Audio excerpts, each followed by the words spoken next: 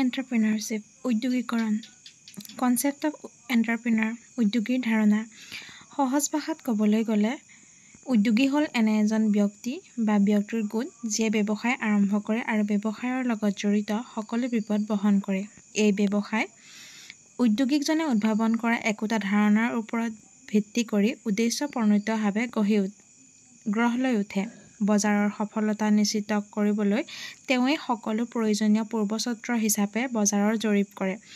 ব্যৱসায়ৰ সমগ্ৰ প্ৰক্ৰিয়াটোত ধাৰণা সৃষ্টিৰ পৰা আৰম্ভ কৰি ব্যৱসায়টোৰ বাণিজ্যিক কাৰ্যক্ষমতা নিশ্চিত কৰালৈকে উদ্যোগীকজনে সকলো দায়িত্ব বহন কৰে। যিকোনো কামত নিয়োজিত যিকোনো ব্যক্তিয়ে সেই কামটোৰ সকলো ধৰণৰ দায়িত্ব বহন কৰাটো অতিকৈ গুৰুত্বপূৰ্ণ।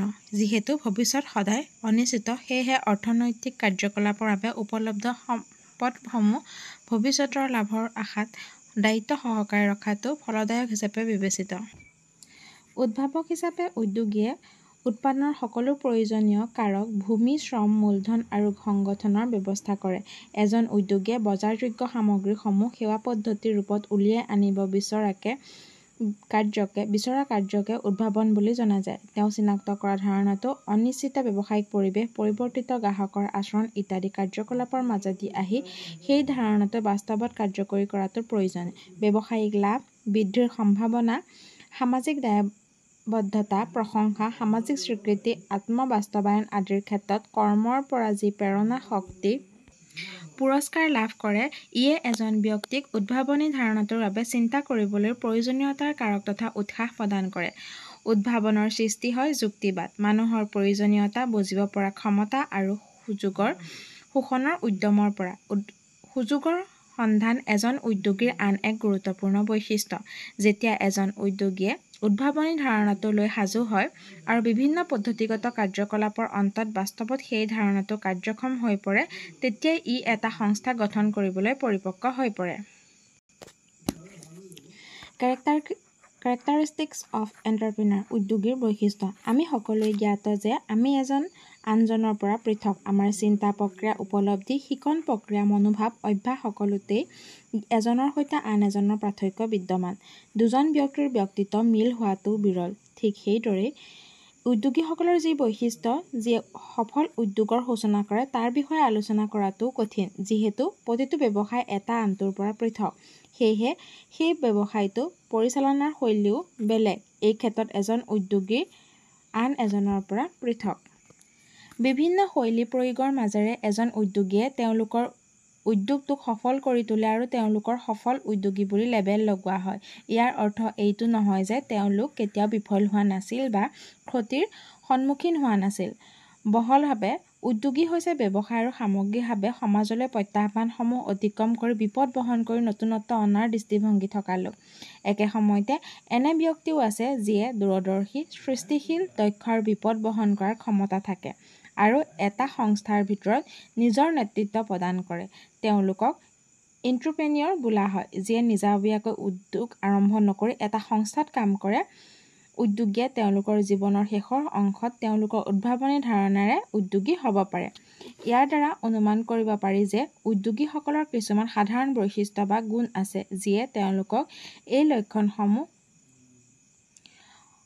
এই লক্ষ্যসমূহ সফল কৰিবলৈ সহায় কৰে। এই ক্ষেত্ৰত জো আব্ৰাহামে তেওঁৰ উদ্যোগী DNA এণ্টাৰপ্ৰিনাৰিয়েল DNA নামৰ গ্ৰন্থখনত প্ৰস্তাৱ কৰা BOSI ফ্ৰেমৱৰ্কৰ কথা গুৰুত্বপূৰ্ণ।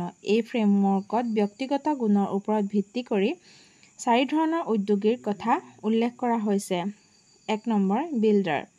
এই ধৰণৰ উদ্যোগীসকলে ব্যক্তিগত আয়তকৈ ব্যৱসায়িক বৃদ্ধিৰ ওপৰত গুৰুত্ব দিছিল। তেওঁলোক হৈছে ধাৰাবাহিকভাৱে ব্যৱসায় বৃদ্ধিত গুৰুত্ব দিয়া উদ্যোগী। যেতিয়া তেওঁলোকে ব্যৱসায় সম্প্ৰসাৰণত, পেৰোলত অধিক ব্যক্তি, বজাৰত অধিক সামগ্ৰী ইত্যাদি কথাই অধিক সমাদৰ লাভ কৰা দেখে, তেতিয়াই তেওঁলোকে সফলতাৰ কথা বিবেচনা কৰে। অপৰচুনিটিজ, সুবিধাবাদী, সুযোগ সন্ধানী। সুবিধাবাদী উদ্যোগীসকলে ধন ঘটাৰ ব্যৱসায়িক সুযোগৰ সন্ধানত থাকে। তেওঁলোকে সফলতাক আৰ্থিক লাভৰ দ্বাৰা জুখিব পাৰে। তেওঁলোকে অতি ইতিবাচক, আৱেগিক সিদ্ধান্ত গ্ৰহণ কৰে আৰু প্ৰৰোচনাৰ দ্বাৰা অনুপ্ৰাণিত। স্পেচিয়েলিষ্ট, বিশেষজ্ঞ বা দক্ষ। তেওঁলোকে এটা বিশেষ দক্ষতা আহৰণ কৰি বিশেষজ্ঞ হৈ পৰে।